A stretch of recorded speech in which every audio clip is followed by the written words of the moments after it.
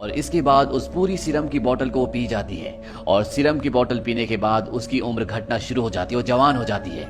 ऐसा लगता है कि वो एक जवान लड़की है और अपनी जवानी को, सुंदरता को देखकर उसकी खुशी का ठिकाना नहीं रहता। लिज़ली उसे कहती है कि तुम्हारी बॉडी हमेशा तुम्हारे साथ रहेगी, 10 सालों तक इसमें कोई भी फर्क नहीं आएगा, लेकिन इससे पहले कि दुनिया को तुम पर शक हो, तुम्हें अपनी जगह को बदलना होगा, या अपनी मौत की झूठी खबर फैलानी होगी, या हमेशा के लिए तुम्हें किसी एकांत में चले जाना होगा। मैडलिन वहां से निकल जाती है। वहीं दूसरी तरफ अर्नेस्ट के घर पर हेलन आती है और वो उसे कहती है कि तुम्हारी जिंदगी मैडलिन ने बर्बाद कर दी, तुम एक काबिल डॉक्टर थे, पर मैडलिन की वजह से तुम्हारा करियर खत्म हो गया, तुमने अपने आप को शराब में डुबा लिया, मैं आज भी तुमसे प्यार करती हूँ। और साथ ही साथ वो अर्नेस्ट को इस बात के लिए भी कन्विंस कर लेती है कि उसे अब मैडलिन को मारना होगा।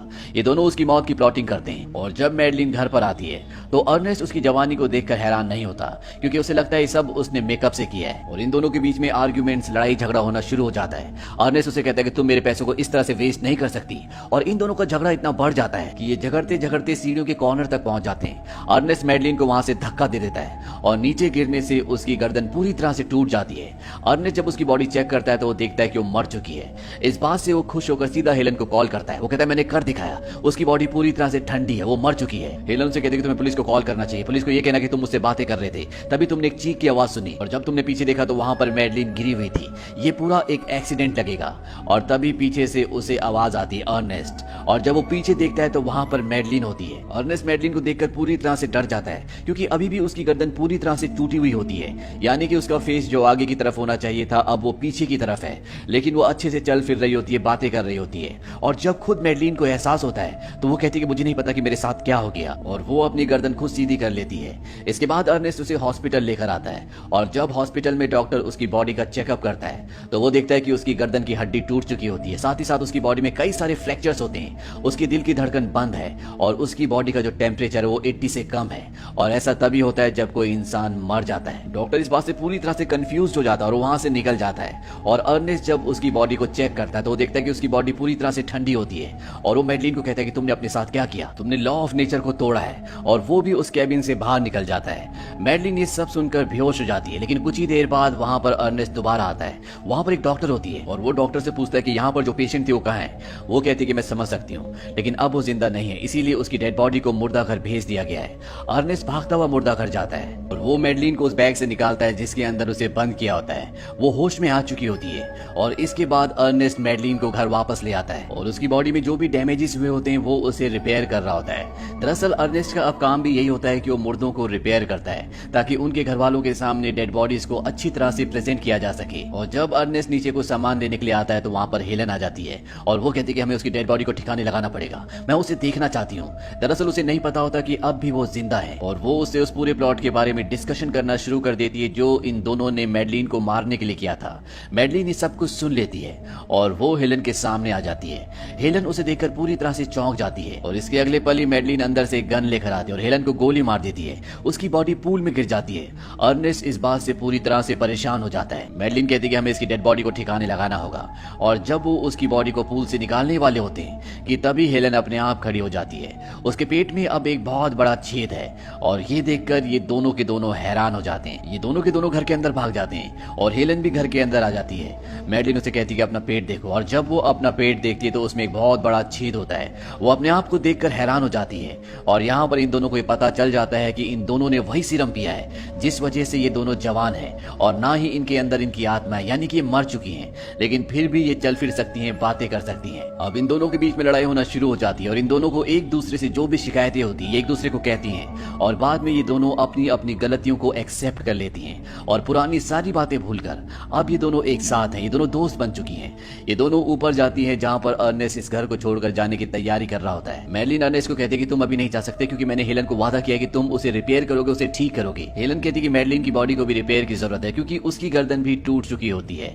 वो कहता है कि ठीक है, तुम जो कहोगे मैं करने के लिए तैयार हूँ, लेकिन तुम्हें मुझसे वादा करना होगा कि तुम दोनों को ठीक करने के बाद मैं हमेशा के लिए यहाँ से चला जाऊंगा, ना तुम कभी मुझे ढूंढोगे ना मेरे बारे में कुछ पता करने की कोशिश करोगी। ये दोनों अर्नेस्ट की शर्त को मान जाती हैं और अर्नेस्ट इन दोनों को पूरी तरह से रिपेयर कर देता है, जैसे पहले थी बिल्कुल ये दोनों वैसी हो जाती हैं। और अब इन दोनों को ख्याल आता है कि अगर इनकी बॉडी में दोबारा से इस तरह के डैमेजेस हुए तो उन्हें कौन ठीक करेगा। इसीलिए फैसला करते हैं कि जो सीरम इन दोनों ने पिया है ये उसे अर्नेस्ट को भी पिलाएंगी ताकि वो हमेशा इनके साथ रह सके और जब भी इनकी बॉडी को रिपेयर की जरूरत हो तो वो इनकी बॉडी को रिपेयर कर दे। अब जब अर्नेस्ट घर छोड़कर जा रहा होता है तभी ये दोनों उसे पीने के लिए एक ड्रिंक देती है और इस ड्रिंक में वही सीरम होता है जो इन दोनों ने पिया है, जिसे पीने के बाद अर्नेस्ट कभी भी नहीं मरेगा। लेकिन अर्नेस्ट बातों ही बातों में उस पूरे ड्रिंक को गिरा देता है और जब वो घर से बाहर निकलने की कोशिश करता है तभी पीछे से ये उसके सिर पर एक फ्लावर पॉट मारती है जिससे वो बेहोश हो जाता है। और जब उसे होश आता है तो वो लिजली के पास होता है। लिजली वही है जो सबको पीने के लिए सीरम देती है और वो अर्नेस्ट को कन्विंस करने के लिए उसकी उंगली काटकर उसमें सीरम की एक बूंद डालती है, जिससे न सिर्फ उसकी उंगली रिपेयर होती है बल्कि उसकी स्किन भी बहुत यंग हो जाती है। और अब अर्नेस्ट उस पोशन को, उस सीरम को पीने वाला होता है कि तभी उसे ख्याल आता है कि हमेशा जिंदा रहना एक वरदान नहीं बल्कि एक अभिशाप है।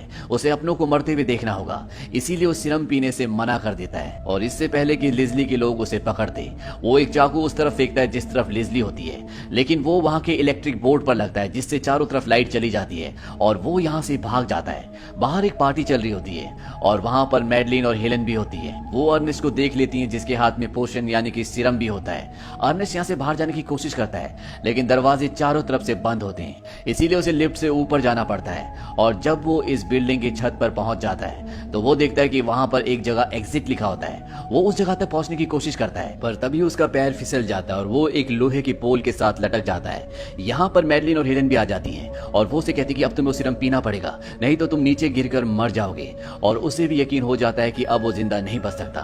वो सीरम अपनी जेब से निकालता है और एक बार फिर से जब वो पीने की कोशिश कर रहा होता है तो उसे एहसास होता है कि ये सीरम वरदान नहीं बल्कि अभिशाप है।